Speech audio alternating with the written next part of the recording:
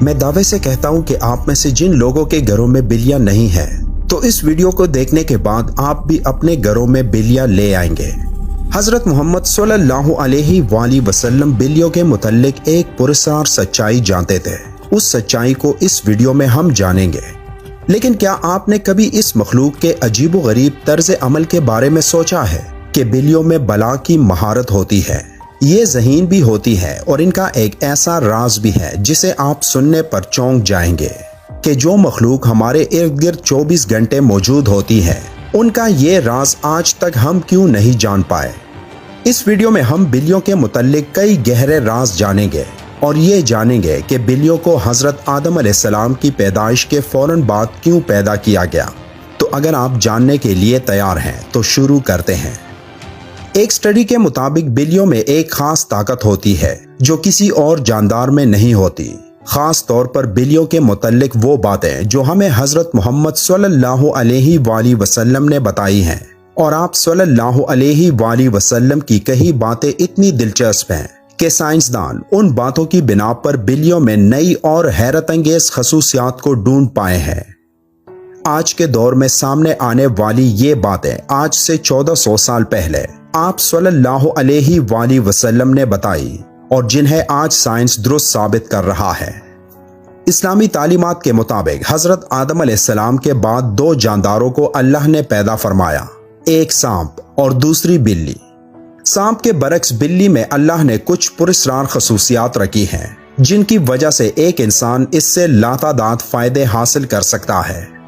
سائنسی اعتبار سے گھر میں بلی پالنے کا ایک بڑا فائدہ ہے، وہ یہ کہ بلیوں کو انسانی لمس بے حد پسند ہوتا ہے اور انسان بھی اس سے محظوظ ہوتا ہے۔ ماہرین کے مطابق بلی کے لمس میں اللہ نے ڈپریشن کے مرض کا علاج رکھا ہے۔ اس کے بالوں میں خاص قسم کے بیکٹیریاز پائے جاتے ہیں جو انسانی جسم میں ڈپریشن کو کم کرنے میں مدد دیتے ہیں۔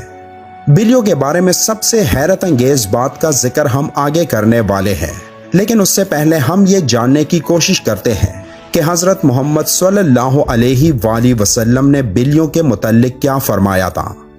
کئی تاریخی کتابوں میں ایک بلی کا ذکر آتا ہے جس کا نام معزہ تھا۔ کئی مسلمان سکالرز کے مطابق معزہ حضرت محمد صلی اللہ علیہ وآلہ وسلم کی پسندیدہ بلی تھی۔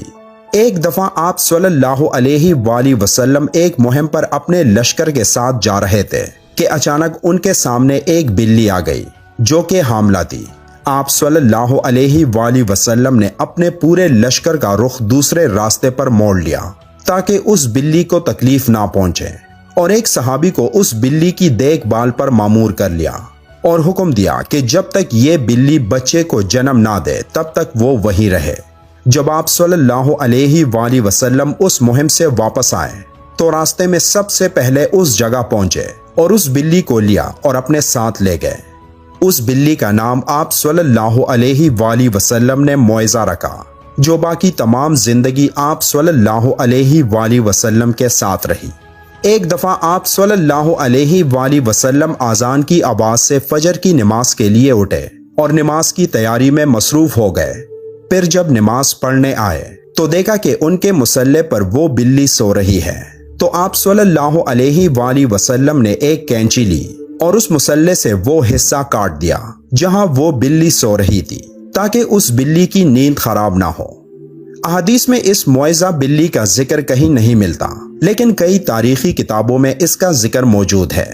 ایک حدیث کے مطابق حضرت محمد صلی اللہ علیہ وآلہ وسلم نے بلیوں پر ظلم و تشدد کرنے اور قتل کرنے سے منع کیا ہے۔ ایک دن حضرت ابو ہریرہ رضی اللہ تعالیٰ عنہ کہیں جا رہے تھے کہ آپ رضی اللہ تعالیٰ عنہ نے دیکھا کہ گرمی کی شدت سے ایک بلی دیوار کے ساتھ چمٹی ہوئی ہے، تو انہوں نے اسے اٹھا کر گرمی سے بچانے کے لیے اپنی آستین میں چھپا لیا۔ انہوں نے محمد صلی اللہ علیہ وآلہ وسلم کو بتایا کہ کیوں انہوں نے ایسا کیا، تو حضرت محمد صلی اللہ علیہ وآلہ وسلم نے کہا کہ ایک عورت کو اس لیے جہنم سے بچا لیا گیا کیونکہ اس نے ایک پیاسی بلی کو پانی پلایا تھا۔ سیدنا عبداللہ بن عمر رضی اللہ تعالیٰ عنہ فرماتے ہیں کہ رسول اللہ صلی اللہ علیہ وآلہ وسلم نے فرمایا، ایک عورت کو بلی کی وجہ سے عذاب ہوا، اس نے بلی کو قید کر کے رکھا یہاں تک کہ وہ مر گئی، پھر اسی بلی کی وجہ سے وہ جہنم میں گئی۔ جب اس نے بلی کو قید میں رکھا تو نہ کھانا دیا نہ پانی، اور نہ ہی اسے آزاد کیا تاکہ وہ خود کیڑے مکوڑے کھا کر گزارا کر لیتی، یعنی اس نے بلی کو تڑپا تڑپا کے مارا تھا، اس لیے وہ جہنم میں گئی۔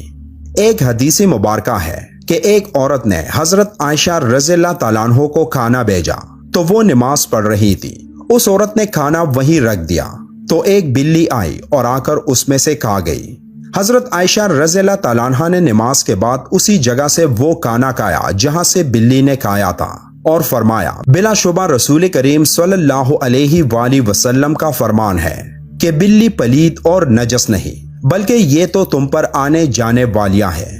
حضرت عائشہ رضی اللہ تعالیٰ عنہ بیان کرتی ہیں کہ میں نے رسول کریم صلی اللہ علیہ وآلہ وسلم کو بلی کے بچے ہوئے پانی سے وضو کرتے ہوئے دیکھا ہے۔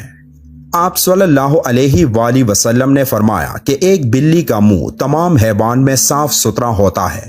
آپ نے دیکھا ہوگا کہ بلیاں ہمیشہ خود کو صاف ستھرا رکھتی ہیں، یہ زیادہ تر خود کو صاف پانی سے گیلا کرتی ہیں، اور یہی وجہ ہے کہ ان میں بیماریاں بہت کم ہوتی ہیں۔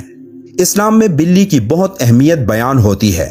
لیکن صرف اسلام میں ہی نہیں بلکہ قدیم مصر میں بھی بلی کو اہمیت حاصل تھی، یہاں تک کہ اس دور میں کسی بلی کو تکلیف دینا یا قتل کرنا ایک انسان کے قتل سے بڑی سزا سمجھی جاتی تھی، کیونکہ قدیم مصریوں کا یہ ماننا تھا کہ بلی ایک انسان سے زیادہ رتبے والی مخلوق ہے۔ یہی وجہ تھی کہ اس دور میں کوئی بلی مر جاتی تو اسے بھی فرعونوں کی طرح حنوط کیا جاتا تھا۔ اسلام میں تمام جانداروں کے ساتھ اچھا سلوک دینے پر زور دیا گیا ہے، لیکن بلی کی اہمیت اس وجہ سے زیادہ ہے کہ بلی میں اللہ نے ایک خاص طاقت پوشیدہ رکھی ہے۔ ایک جگہ پڑھنے کو ملا کہ ایک دفعہ حضرت ابو بکر صدیق رضی اللہ تعالیٰ عنہ کو پورے بدن میں شدید تکلیف ہوئی اور وہ صحیح طور پر کھڑے بھی نہ ہو پاتے۔ وہ تکلیف اتنی تھی کہ آپ رضی اللہ تعالیٰ عنہ کو نماز پڑھنے میں بھی دشواری تھی، یہاں تک کہ ایک دن آپ رضی اللہ تعالیٰ عنہ نے ایک بلی کے بچے کی جان بچائی جب کچھ وحشی جانور اسے مارنے کی کوشش میں تھے۔ آپ رضی اللہ تعالیٰ عنہ فرماتے ہیں کہ وہ بلی کا بچہ ان کے پاس تھا اور کچھ دنوں میں ان کے جسم کا پورا درد غائب ہو گیا، اور پھر ایک دن اس بلی کی ماں اس کو ڈھونڈتی ہوئی آئی اور اسے اپنے ساتھ لے گئی۔ آپ رضی اللہ تعالیٰ عنہ فرماتے ہیں کہ اس دن کے بعد ان کو درد نہیں ہوا۔